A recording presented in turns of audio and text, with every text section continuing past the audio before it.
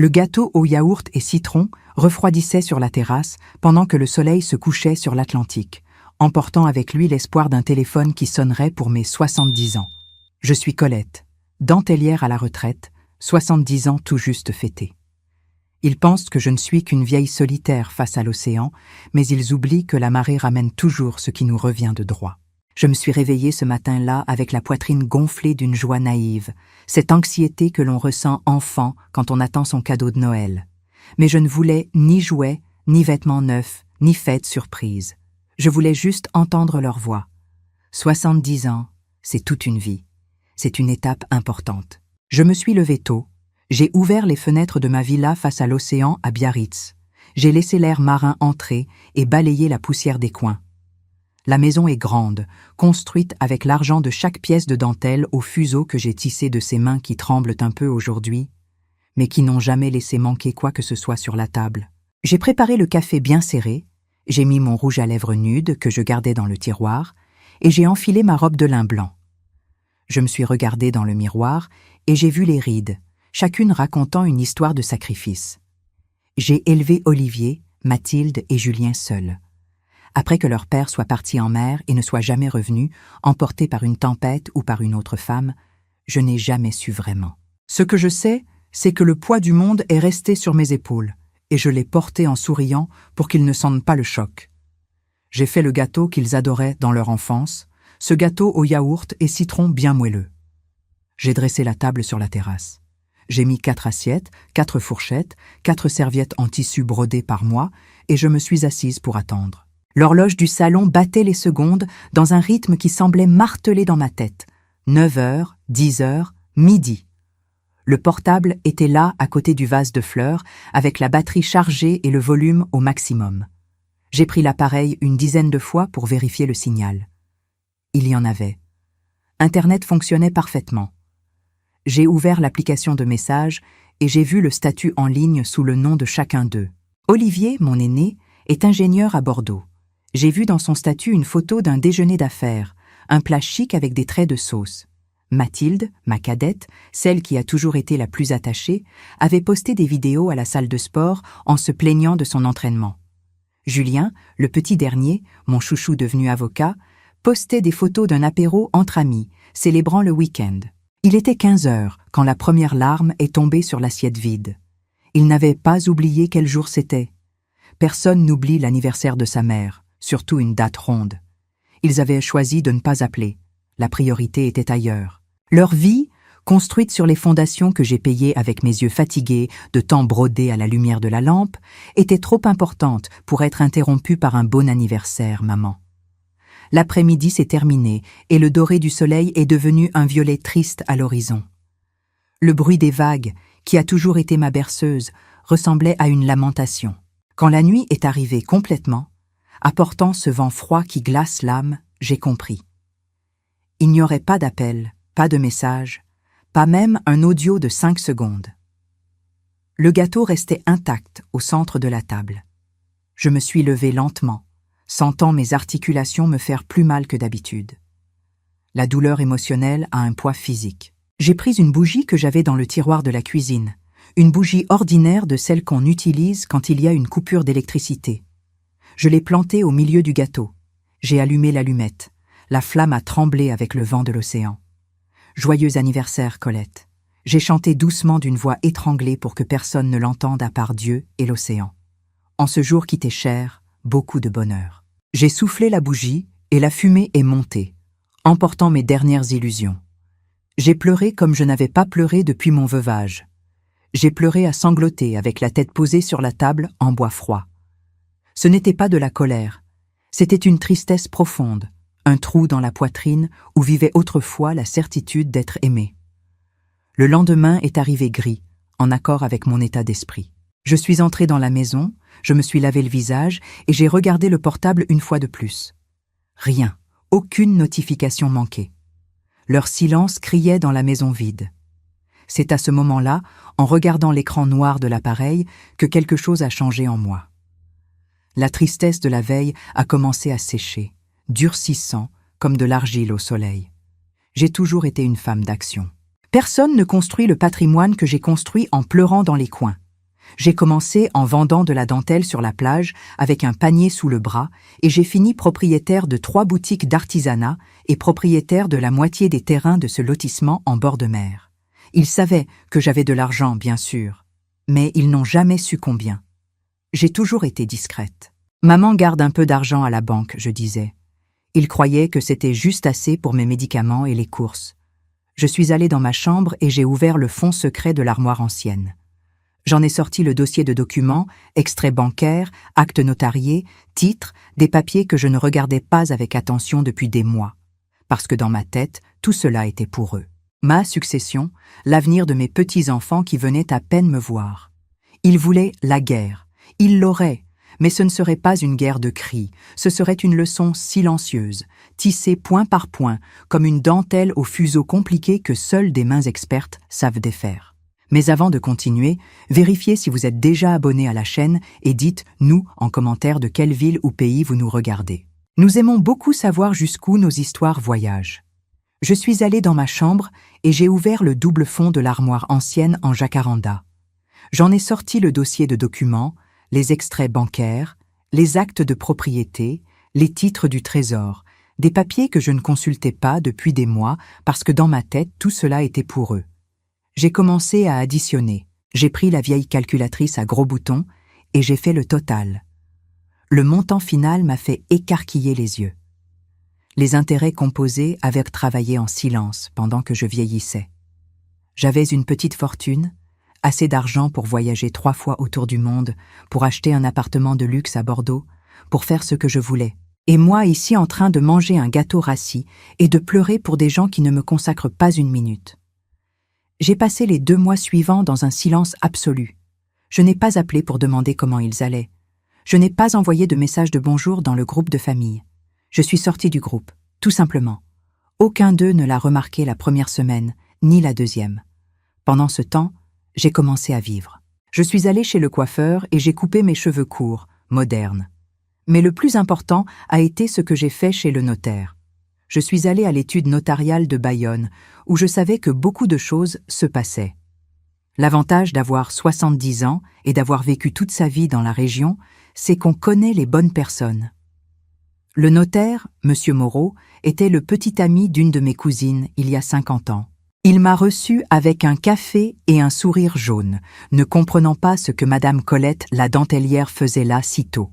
« Monsieur Moreau, j'ai besoin d'une faveur, de celle qui reste entre nous et les murs. » J'ai dit en m'asseyant devant son bureau avec une posture droite. « Bien sûr, Colette, que puis-je faire pour vous?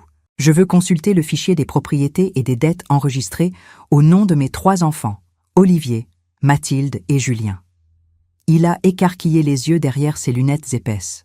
« Mais Colette, c'est public, Monsieur Moreau. N'importe qui avec du temps et de l'intérêt peut y accéder. Je veux juste gagner du temps. » 2 heures plus tard, j'étais assise sur un banc de la place avec une enveloppe Kraft dans les mains, sentant le soleil réchauffer mes genoux, mais un froid terrible dans l'estomac. Ce que j'ai découvert n'était pas seulement de l'irresponsabilité, c'était un château de cartes sur le point de s'effondrer. Olivier, mon ingénieur à succès, avait 3 appartements financés et 2 étaient déjà en procédure de saisie immobilière par la banque. Son cabinet avait plus de contentieux prud'homaux que de projets approuvés. Mathilde, qui m'avait demandé 15 000 € pour changer de voiture, était en réalité fichée à la Banque de France, devait le découvert, les cartes de crédit et même les frais de scolarité des enfants. Sa voiture faisait déjà l'objet d'une procédure de saisie. Et Julien, mon avocat, j'ai découvert qu'il était poursuivi par un client pour abus de confiance. Ils n'avaient pas besoin d'aide. Ils avaient besoin d'un miracle, et ils pensaient que le miracle s'appelait héritage de maman. Je suis retournée à ma voiture et j'ai roulé jusqu'à l'agence immobilière centrale, celle qui gérait les locations de mes terrains. Je suis entrée dans le bureau du gérant qui s'est levé d'un bond. « Madame Colette, quel honneur. Le café comme vous l'aimez. » Sans sucre et rapidement, Philippe. Allons voir les vrais chiffres. J'ai passé l'après-midi là à réévaluer mon patrimoine. Je savais que j'avais de l'argent, mais je n'avais jamais pris le temps d'additionner la valeur de marché des biens immobiliers. Je vivais avec ma retraite de la sécurité sociale et le bénéfice de la boutique d'artisanat, en réinvestissant tout le reste. Pour la vieillesse, je disais, pour les enfants. Quand Philippe a affiché le montant total estimé sur l'écran de l'ordinateur, j'ai dû me tenir au bord de la table. « C'est exact, mon garçon », j'ai demandé en sentant un vertige. « C'est même conservateur, Madame Colette. Vous êtes sans aucun doute l'une des femmes avec la plus grande liquidité immobilière de la région. Si vous voulez vendre ce lotissement près de la plage de la Côte des Basques, un groupe hôtelier offre 11 millions d'euros, comptant juste pour le terrain. Avec la construction du complexe touristique, le projet total atteindrait 22 millions d'euros. 11 millions. J'avais 11 millions dans un seul terrain pendant que je mangeais du pain avec du beurre et que j'attendais un coup de téléphone d'anniversaire qui n'est jamais venu. Je suis sortie de l'agence en marchant lentement, essayant d'absorber le poids de cette information. Je n'étais pas une petite vieille démunie, j'étais une puissance. Mais la culpabilité maternelle est une bête traîtresse. Elle me chuchotait à l'oreille. « C'est ta faute, Colette. Tu as tout donné, tu as facilité. Tu ne les as pas laissés apprendre à donner de la valeur à la sueur. J'ai créé des parasites et l'hôte était fatigué. J'ai regardé mes mains, les veines saillantes, les taches de soleil, les callosités sur les doigts à force de manipuler les fuseaux de bois. Ces mains avaient reconstruit un empire silencieux, et il regardait ces mêmes mains et ne voyait qu'un distributeur de billets vieux et rouillé. J'ai appelé Jérôme, mon conseiller de la banque. « Jérôme, tu te souviens de cette conversation sur le compte joint que j'avais avec Olivier, celui où je l'avais mis comme deuxième titulaire pour effectuer des opérations en cas d'urgence. »« Ah oui, je m'en souviens, Madame Colette. »« Bloque-le, retire son nom, maintenant. »« Mais Madame Colette, il va recevoir l'avis. Je sais qu'il le recevra. C'est exactement ce que je veux. Et il y a autre chose. Je veux que tu prépares les papiers pour transférer toute ma liquidité immédiate dans un fonds d'investissement avec une durée de blocage de 5 ans, de ceux que ni moi ni le pape ne pouvons retirer avant l'échéance sans perdre la moitié de la valeur. Vous êtes sûr, cela va bloquer votre capital. J'ai mon argent du quotidien sur le compte courant, Jérôme. Le reste doit devenir invisible. Ah, et encore une chose. Engage un service de sécurité privée pour surveiller ma maison. Je pense que je vais recevoir des visites indésirables bientôt. J'ai raccroché le téléphone et j'ai ressenti une paix étrange. C'était la paix de quelqu'un qui reprend les rênes du cheval après avoir longtemps été traîné par la charrette. Je suis rentré chez moi quand le soleil se couchait déjà. La maison jaune brillait dans la lumière dorée de fin d'après-midi. Le téléphone a sonné à nouveau. C'était Olivier. Cette fois, j'ai répondu. « Maman, qu'est-ce qui s'est passé ? La carte du compte joint a été refusée. Je suis passé à la station-service et j'ai eu honte. Le conseiller a dit que mon nom avait été retiré. Vous êtes devenue folle. » J'ai respiré profondément, sentant l'odeur de la marée qui entrait par la fenêtre. « Bonsoir, mon fils. Bonne soirée à toi aussi. » Ma voix est sortie douce mais ferme comme le roc. « Maman, arrêtez ça. Rendez-moi mon accès. J'ai des factures à payer demain. » Olivier, écoute bien, l'accès n'était pas le tien, c'était le mien. Tu avais juste la clé et j'ai changé la serrure. Je sais, Olivier. Je sais pour le loyer. Je sais pour les appartements saisis. Et je sais que ton cabinet ne facture rien depuis 6 mois. Dimanche, je veux vous voir tous ici pour le déjeuner. Vous 3. Amenez les enfants et ne soyez pas en retard. J'ai une annonce importante à faire concernant l'argent. J'ai raccroché. Mes mains tremblaient un peu. Confronter ceux qu'on aime fait plus mal que d'arracher une dent. Mais j'ai regardé autour de moi, ma maison, mes conquêtes, ma liberté nouvellement découverte. Je n'étais plus la figurante dans leur vie. J'étais l'auteur de ma propre histoire. 2 mois après cet anniversaire solitaire, j'étais devenu quelqu'un d'autre. J'avais coupé mes cheveux courts, teints d'un châtain cuivré que j'avais toujours trouvé beau, mais que j'avais eu honte de porter. J'avais acheté des vêtements neufs, colorés, rien de ces vêtements de dame en ton beige et gris. J'avais fait repeindre la maison d'un jaune solaire vibrant.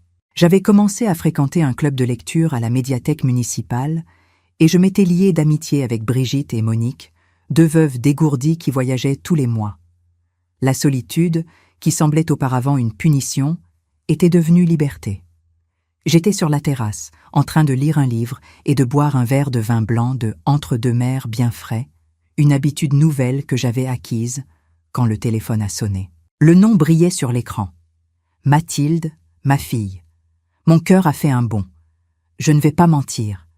L'instinct de mère est une chose maudite. On veut répondre en courant, on veut savoir si tout va bien. Mais j'ai respiré profondément. J'ai regardé l'océan, j'ai compté jusqu'à 3.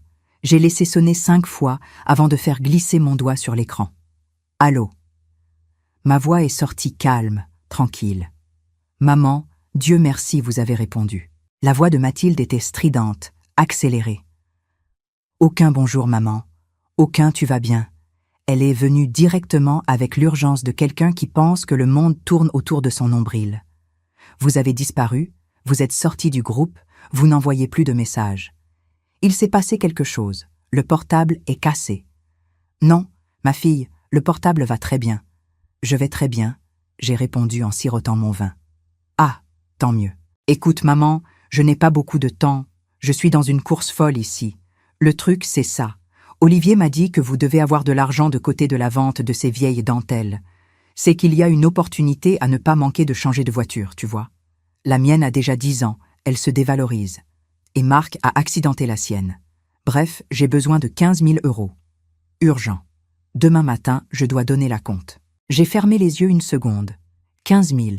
Comme si elle demandait un verre d'eau, sans demander de mes nouvelles, sans demander comment s'était passé mon anniversaire il y a 2 mois.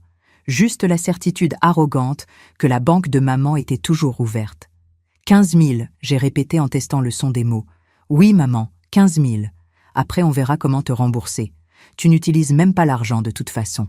Tout reste là sans rien faire. Fais-moi un virement maintenant. Ton compte, c'est toujours ton numéro de sécurité sociale. Non. J'ai senti un rire amer monter dans ma gorge. Tu n'utilises même pas l'argent de toute façon.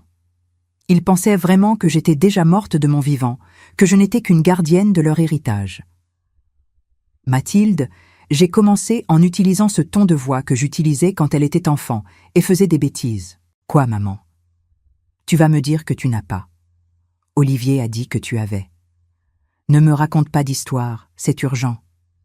Désolée, ma fille. J'ai fait une pause dramatique, écoutant sa respiration impatiente de l'autre côté. Aujourd'hui, c'est un anniversaire. L'anniversaire de qui, maman?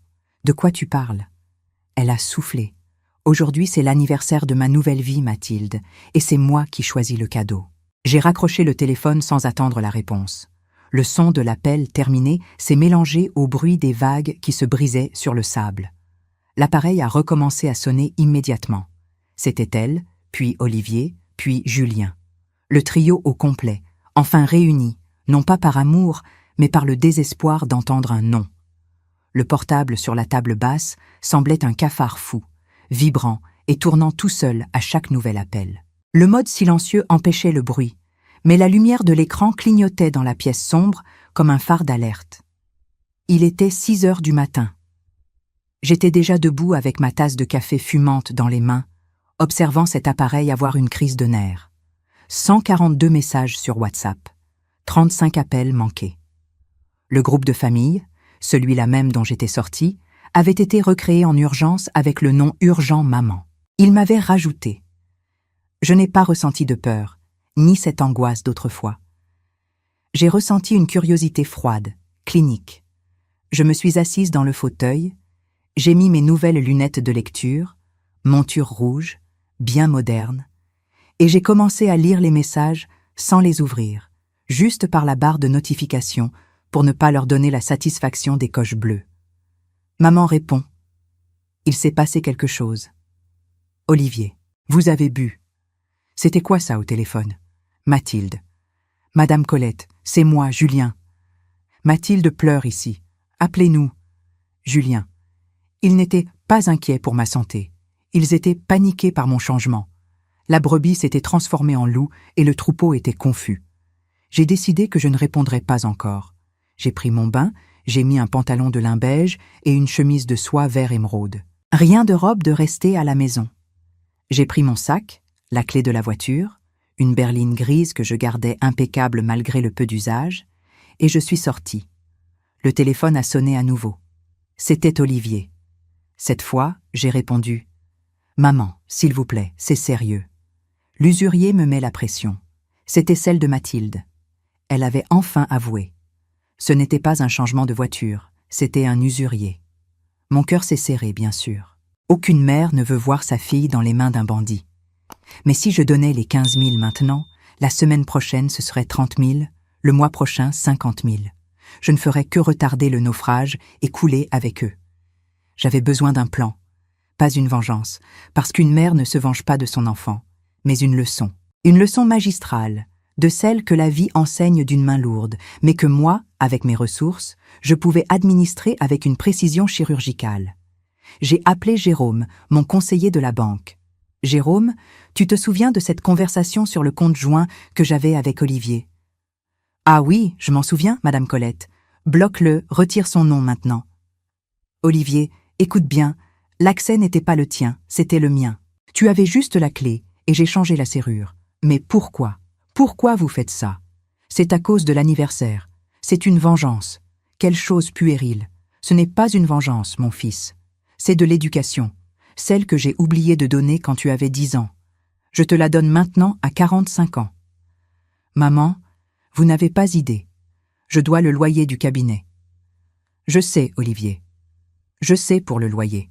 Je sais pour les appartements saisis et je sais que ton cabinet ne facture rien depuis 6 mois. Le silence de l'autre côté de la ligne était sépulcral. Il a arrêté de respirer. Le choc de savoir que je savais était plus grand que le choc de la carte bloquée. Comment ? Comment vous savez ? Je suis ta mère, Olivier. J'ai nettoyé tes couches et maintenant je vois ta saleté à nouveau. Mais cette fois, je ne vais pas nettoyer. Maman, je vous en supplie. N'utilise pas le nom de Dieu en vain, mon garçon. Écoute, dimanche, je veux vous voir tous ici. Toi, Mathilde et Julien, pour le déjeuner. Le déjeuner. Vous voulez faire un déjeuner dans un moment pareil ? Oui. Je veux fêter mon anniversaire, celui qui est passé. Amenez les enfants et ne soyez pas en retard. J'ai une annonce importante à faire concernant l'argent. Vous allez donner l'argent. L'espoir dans sa voix était pathétique. Venez déjeuner, Olivier. On parlera en se regardant dans les yeux. J'ai raccroché. Je suis allée dans la cuisine et j'ai commencé à planifier le menu de dimanche. Je ne ferai pas le gâteau au yaourt et citron. Je ne ferai pas leur plat préféré. Je ferai ce que j'aime, une bouillabaisse bien épicée avec beaucoup de piment. Parce que dimanche, l'ambiance allait chauffer et celui qui ne supportait pas le piment pouvait quitter la table. Le dimanche est arrivé avec ce soleil de plomb qui trompe les touristes, beau à voir, mais brûlant sur la peau. Je me suis réveillée avant même les coqs du voisinage, mue par une énergie qui mélangeait anxiété et un calme froid, calculateur. Pendant que je passais le café, l'odeur forte de la poudre se mélangeait à l'arôme du safran que je chauffais déjà dans la casserole en terre. La première pièce de mon échiquier a été positionnée à 8 heures du matin. Le portail électrique s'est ouvert pour laisser entrer non pas mes enfants, mais Bruno. Bruno était un agent de sécurité privée, un homme de la taille d'une armoire en chêne qui travaillait pour l'entreprise de surveillance, qui protégeait le complexe de luxe où j'avais 3 terrains loués. Je l'ai engagé pour une journée. Sa fonction n'était pas de me protéger des bandits de l'extérieur, mais d'imposer le respect aux bandits de l'intérieur.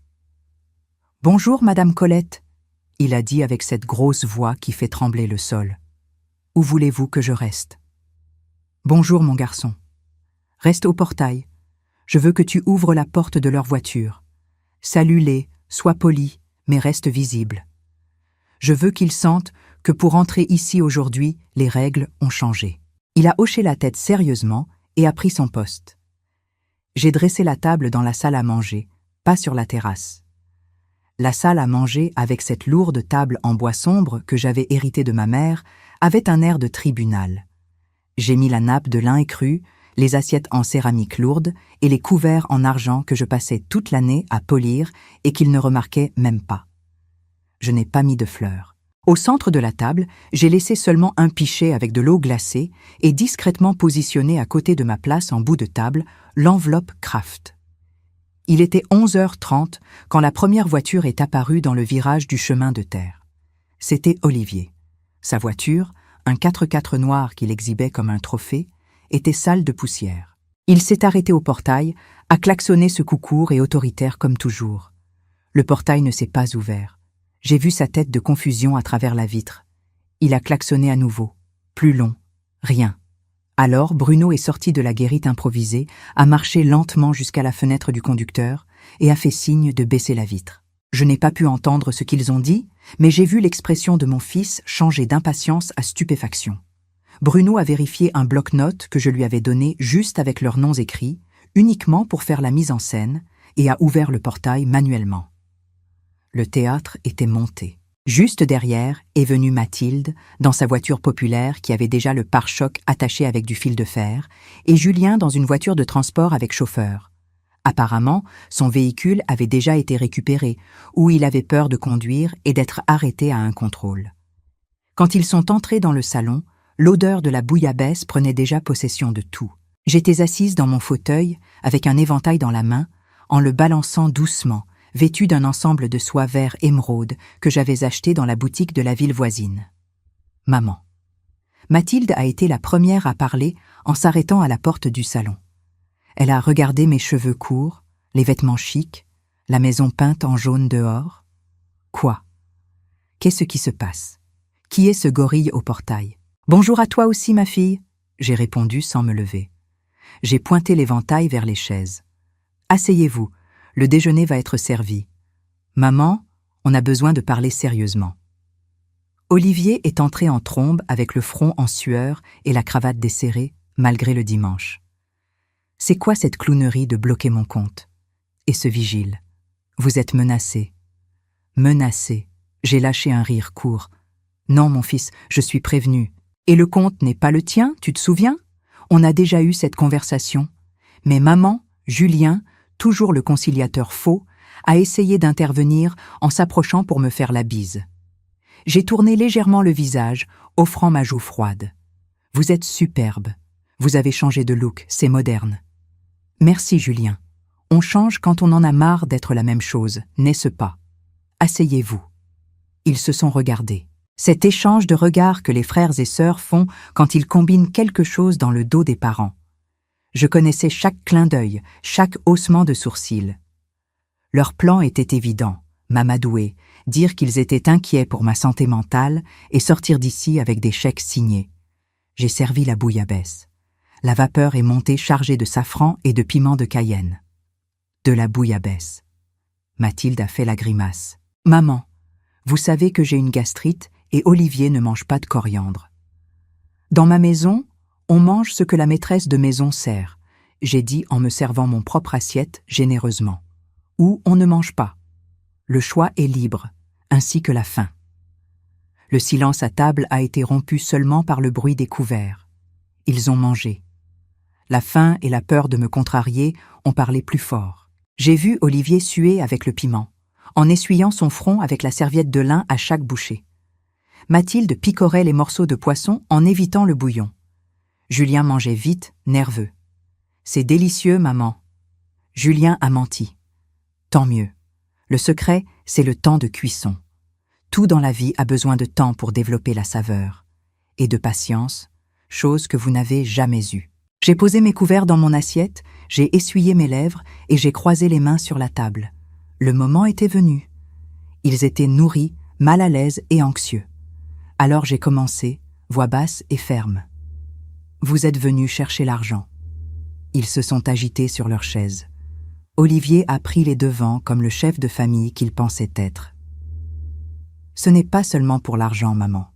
C'est que la situation s'est compliquée. C'est temporaire. Vous avez cet argent qui ne fait rien. C'est une question de trésorerie. Je te le rends dans 3 mois avec des intérêts, si vous voulez. » Des intérêts. J'ai répété le mot en le savourant comme si c'était un bonbon. Intéressant que tu parles d'intérêt, Olivier. Étant donné que tu dois 6 mois de charges de copropriété de ton appartement dans le quartier des Halles et que la banque a déjà entamé une action de saisie immobilière. Les intérêts là-bas doivent être élevés. Non. La fourchette d'Olivier est tombée dans l'assiette avec un bruit strident. Il s'est figé. Comment? De quoi vous parlez? Je n'ai pas répondu. Je me suis tournée vers Mathilde. Et toi, ma fille? 15 000 € pour changer de voiture. Marc a accidenté la voiture, c'était ça. J'ai regardé profondément dans ses yeux. Elle a détourné le regard. Curieux, parce que selon mes sources, Marc n'a accidenté aucune voiture. Mais l'usurier connu sous le nom de Bayano a appelé ton portable 3 fois par jour en réclamant une dette de jeu. J'ai raison. Mathilde est devenue pâle. La couleur a disparu de son visage si vite que j'ai cru qu'elle allait s'évanouir sur la bouillabaisse. Maman qui vous a raconté ça. Vous m'avez espionné. Sa voix est sortie comme un fil. Espionné. Non, j'ai juste fait attention, chose que vous avez arrêté de faire pour moi il y a des années. Je me suis tournée vers Julien, qui avait déjà arrêté de manger et regardait la porte comme s'il calculait la distance pour fuir. Et mon avocat a succès. J'ai souri. Un sourire sans joie. Abus de confiance, Julien. Prendre l'argent de l'indemnisation de cette pauvre veuve et le dépenser en voyage. Que c'est laid. Le silence qui s'est installé dans le salon était lourd, solide. On pouvait le couper avec le couteau à poisson. Ils me regardaient comme si je m'étais transformée en monstre à 7 têtes devant eux. La petite vieille, qui faisait du gâteau au yaourt et attendait un coup de téléphone, avait disparu. À sa place, se tenait une femme qui en savait trop. Vous avez engagé un détective. Olivier a demandé, la voix rauque, l'arrogance transformée en peur pure. Je n'ai pas dépensé 1 centime avec un détective. L'information est là dans le monde. Il suffit de savoir où chercher. Et moi, mes enfants, j'ai beaucoup de temps libre. Du temps que vous m'avez offert en cadeau en m'oubliant ici. J'ai pris l'enveloppe Kraft à côté de moi. Je l'ai ouverte lentement en sortant les feuilles imprimées. J'ai mis une pile devant chacun. Qu'est-ce que c'est ? Mathilde a demandé avec peur de toucher le papier. C'est la réalité, la somme de vos dettes. J'ai tout additionné. Le trou est profond. Vous 3 ensemble devez presque 370 000 €.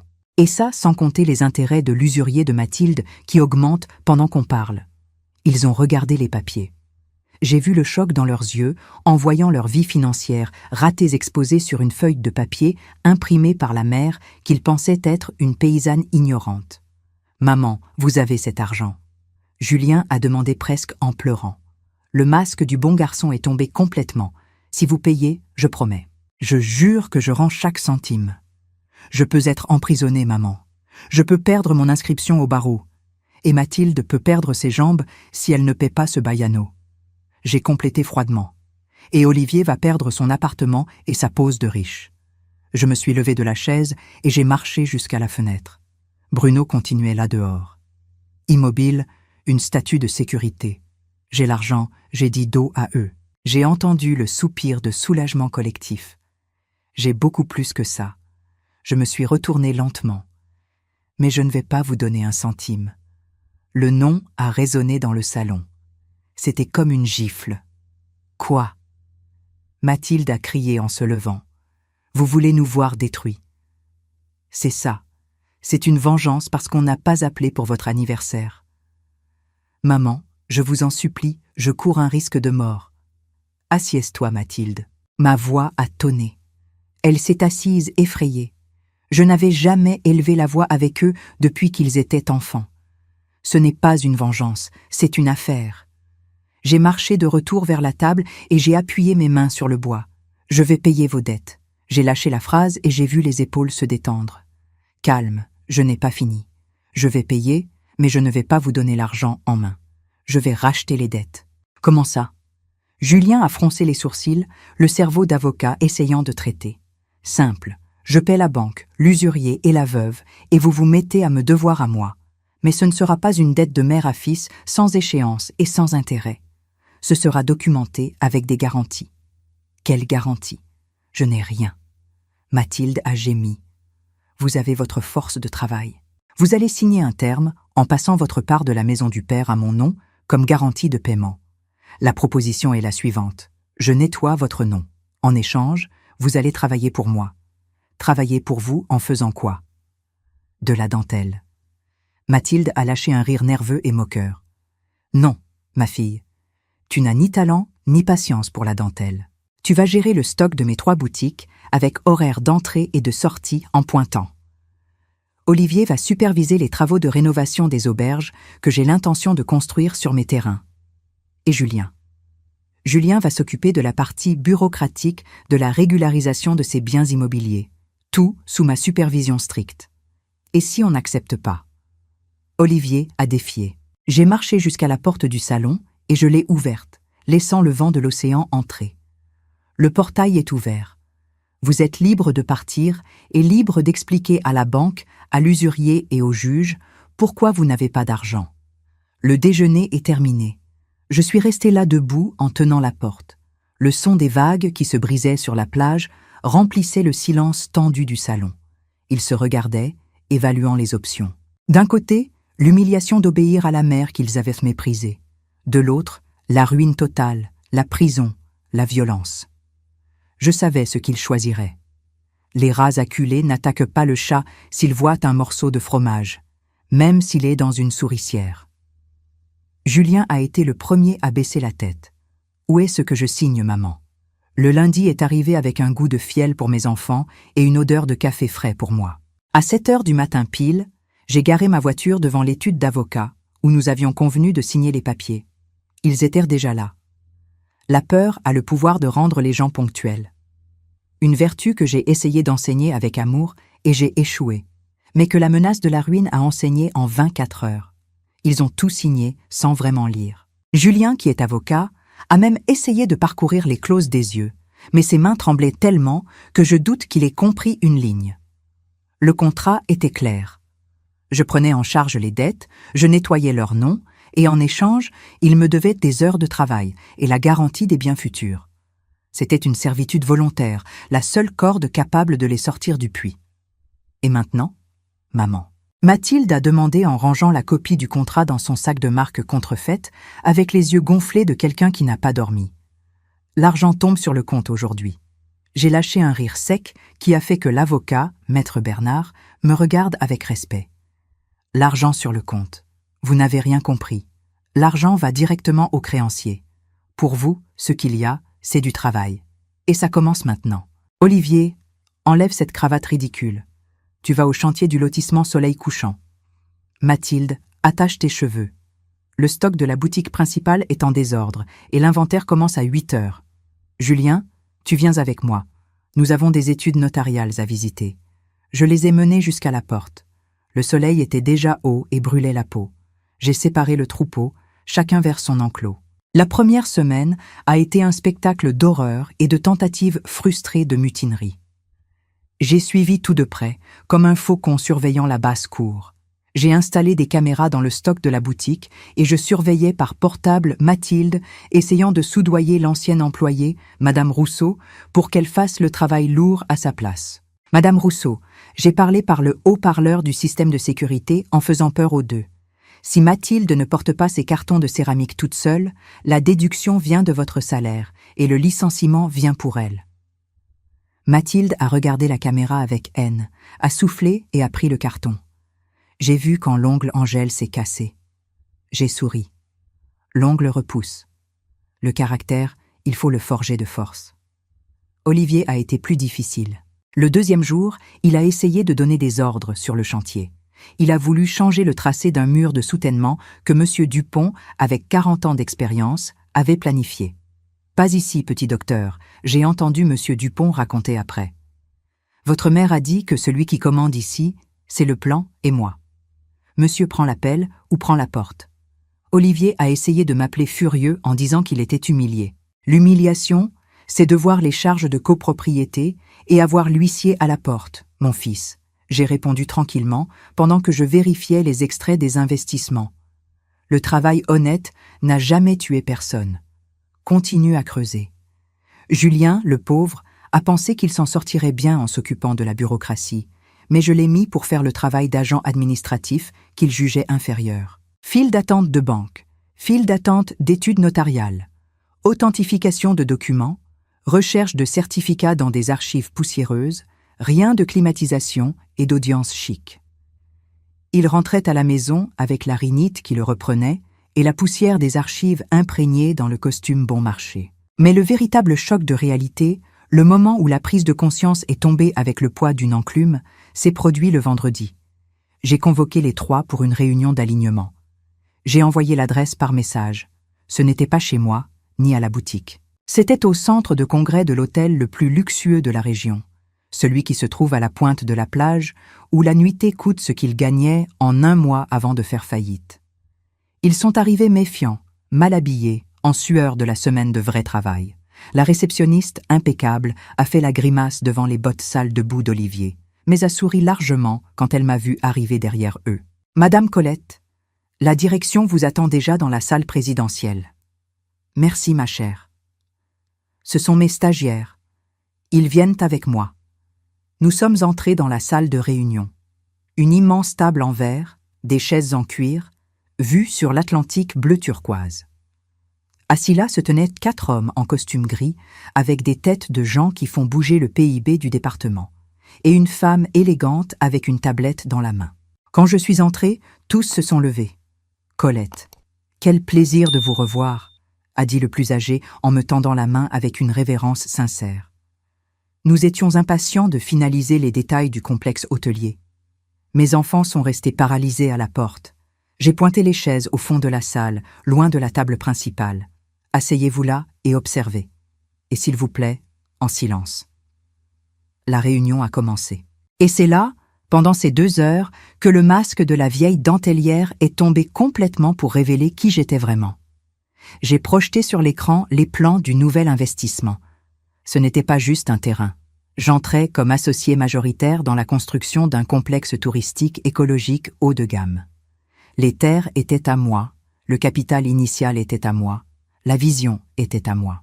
J'ai discuté de taux de retour, d'intérêt, d'impact environnemental et de législation de zonage avec une fluidité qui a fait tomber la mâchoire de Julien.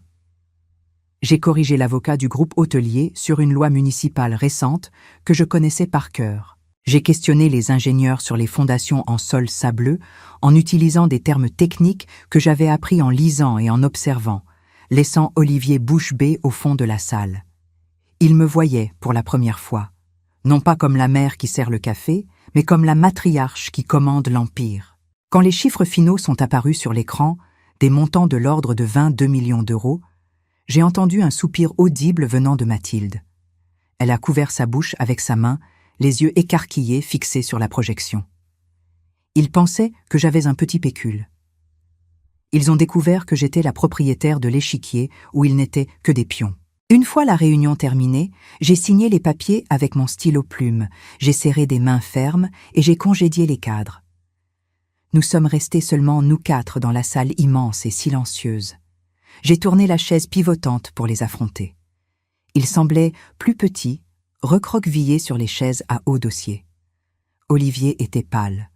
L'arrogance avait été drainée de lui en même temps que la sueur de la semaine. 22 millions. Julien a chuchoté. Maman, vous avez 22 millions de patrimoine. Patrimoine brut, Julien. La liquidité, c'est autre chose. Mais oui, l'empire que vous avez méprisé vaut ça. Et vous savez pourquoi il vaut ça. Parce que je n'ai jamais dépensé pour paraître. J'ai investi pour grandir.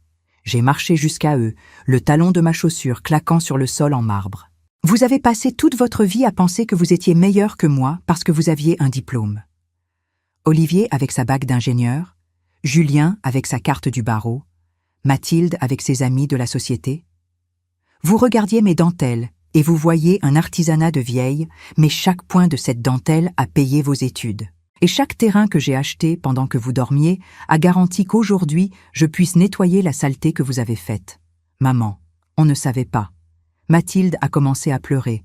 Mais cette fois, ce n'étaient pas des pleurs de caprice, c'étaient des pleurs de honte, honte pure et cristalline. Vous ne saviez pas parce que vous n'avez jamais demandé, vous ne vous êtes jamais intéressé.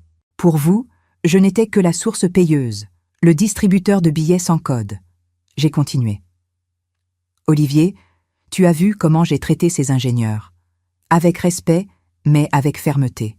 Tu as essayé d'humilier M. Dupont sur le chantier. M. Dupont a construit plus de maisons que tu n'as d'années de vie. Tant que tu n'auras pas appris que le diplôme n'est qu'un papier et que la connaissance vient de la pratique et de l'humilité, tu ne géreras jamais rien qui m'appartient. Il a hoché la tête en avalant difficilement. Une larme solitaire a coulé sur son visage sale de poussière du chantier. « Et toi, Mathilde ?» Je me suis tournée vers elle. « Tu as été horrifiée par le montant de la dette avec l'usurier. N'est-ce pas ?» Eh bien, sache que j'ai payé ce baiano hier soir en argent liquide.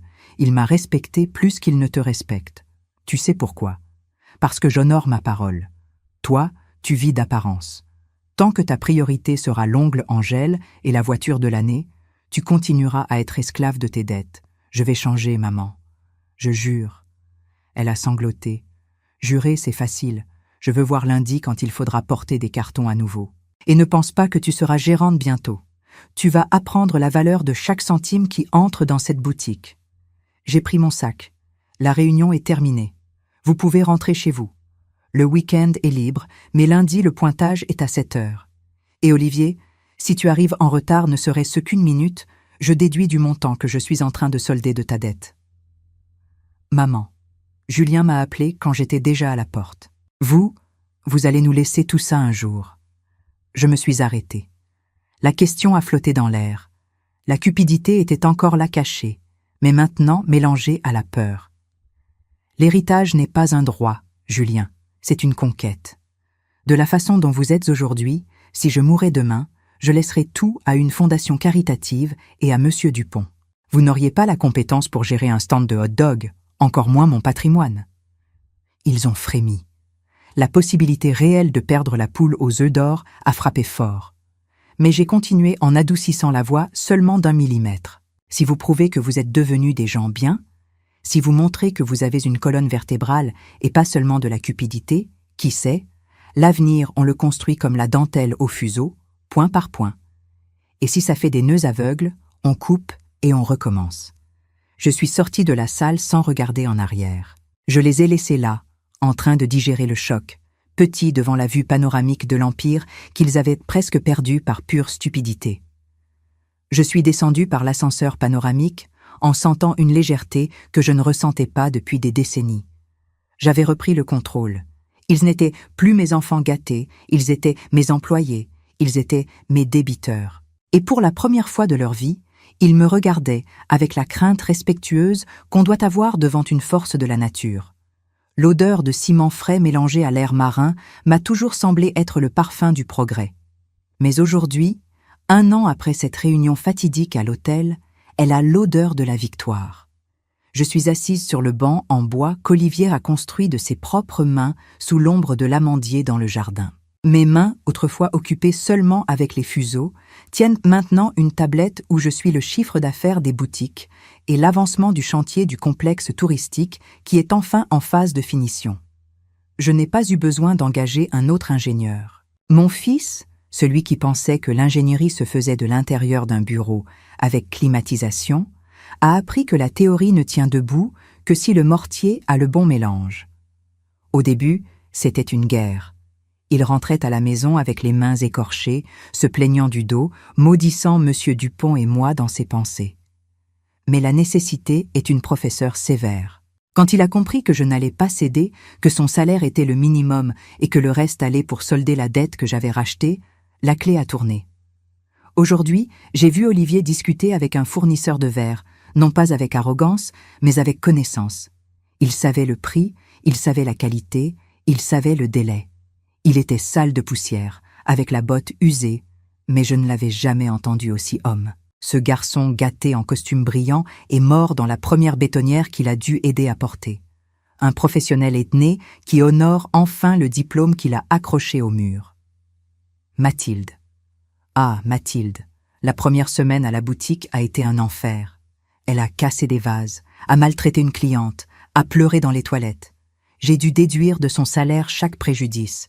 Ça m'a fait mal. Aucune mère n'aime voir son enfant pleurer, mais ça m'a fait plus mal de la voir devenir une femme futile au fil des années. Alors j'ai tenu bon. Hier, je suis passée à la boutique sans prévenir. Elle était à la caisse en train de clôturer le mouvement du jour. Une cliente est entrée, une dame simple qui voulait un cadeau pas cher. L'ancienne Mathilde l'aurait ignorée.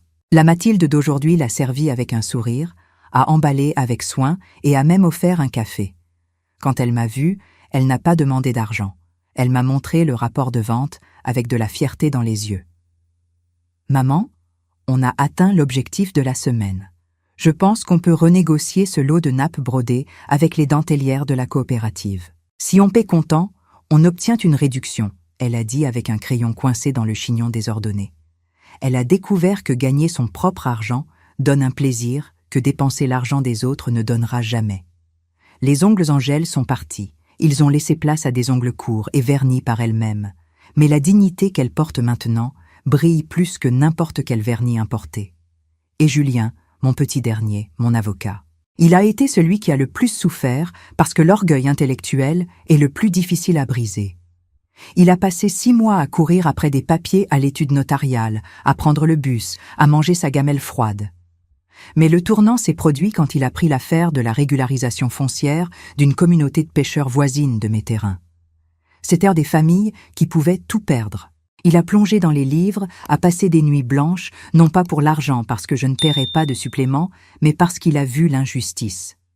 Quand il a gagné l'affaire la semaine dernière, il n'est pas venu me demander d'augmenter son allocation. Il est venu en pleurant pour m'embrasser.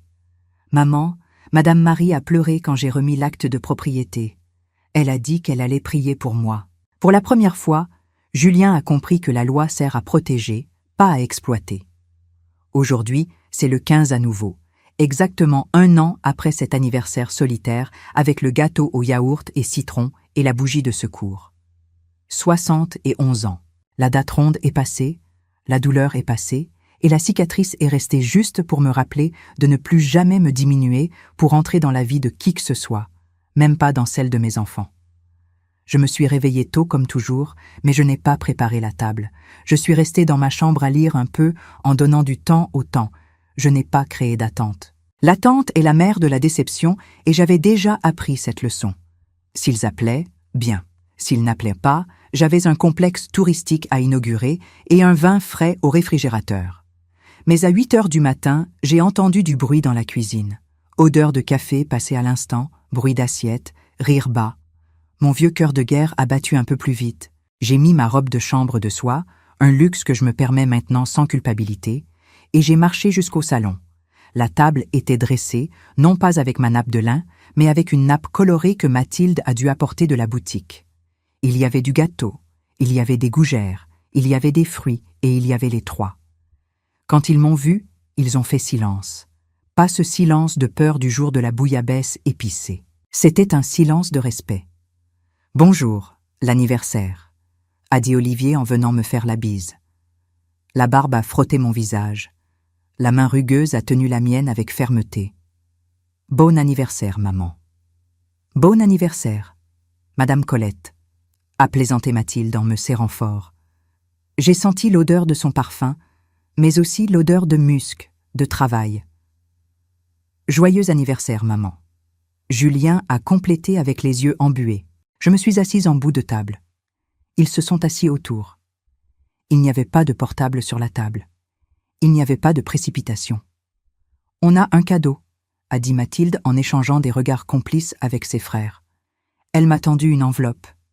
Ce n'était pas Kraft comme celle des dettes. C'était blanc, en papier de lin, beau. J'ai ouvert avec soin. À l'intérieur, il y avait 3 papiers. Le premier était un chèque. Le montant n'était pas élevé, mais il était symbolique. C'était la première tranche de la dette envers moi, payée avec l'argent du salaire que j'avais moi-même payé, mais qu'ils avaient sué pour gagner. Le deuxième papier était un projet, un dessin fait par Olivier. C'est le projet du Centre d'art pour les dentelières, maman. Il a expliqué en montrant les détails. J'ai dessiné pendant mes heures libres. Julien s'est occupé de la partie légale pour que la mairie approuve le terrain et Mathilde a déjà organisé la brocante pour collecter des fonds pour la construction. Il portera votre nom. Centre d'art Colette. Mes yeux se sont remplis de larmes. Je n'ai pas pleuré quand j'ai découvert leurs dettes, je n'ai pas pleuré quand j'ai bloqué les comptes, mais j'ai pleuré en voyant ce dessin, parce que là il n'y avait pas seulement un bâtiment, il y avait la preuve qu'ils avaient regardé en dehors de leur nombril. Ils avaient regardé vers moi, vers mon histoire, vers mes racines.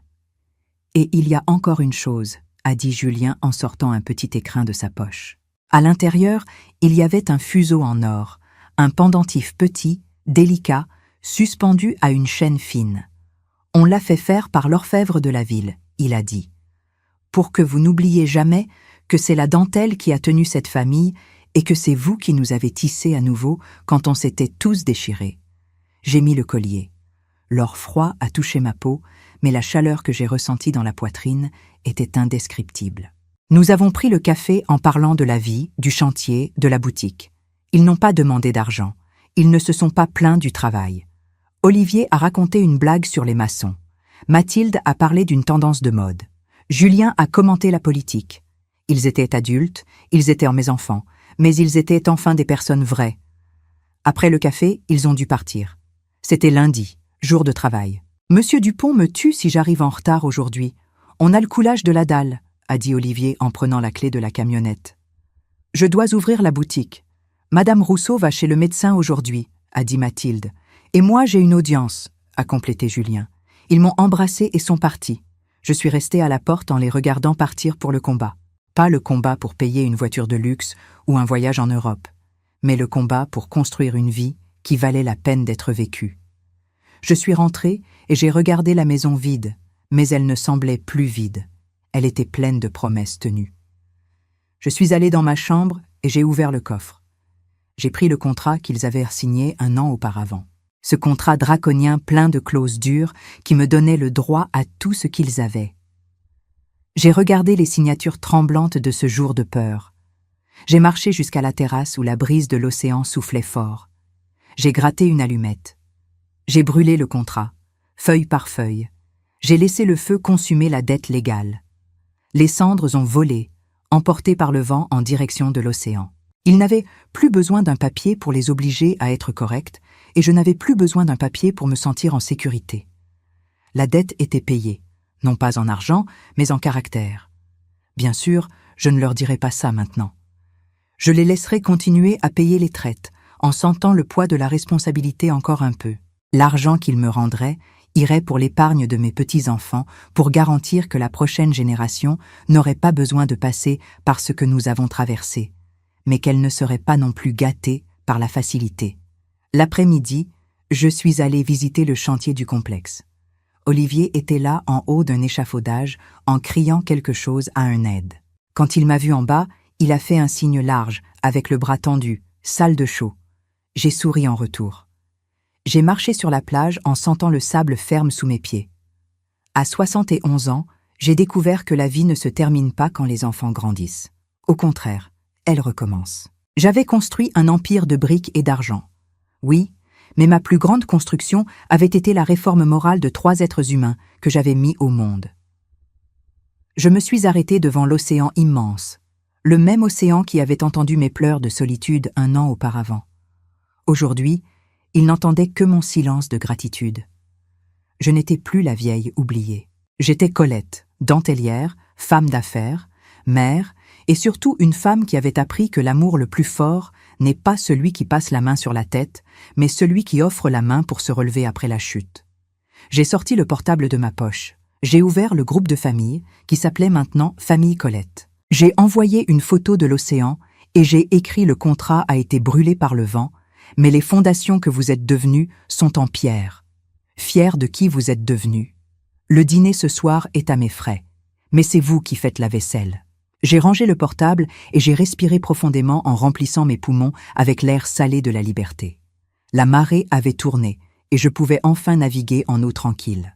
La vie, tout comme la dentelle au fuseau, n'a de sens que quand on a le courage de défaire ce qui est faux et la patience de tout tisser à nouveau, point par point, jusqu'à ce que ce soit parfait. Et maintenant, en regardant l'horizon, je savais que mon chef d'œuvre était enfin complet. Si cette histoire a touché votre cœur, répondez ici dans les commentaires. À ma place, qu'auriez-vous fait? N'oubliez pas de regarder la prochaine vidéo qui apparaît sur votre écran. Elle apporte un rebondissement surprenant et émouvant qui vous captivera du début à la fin.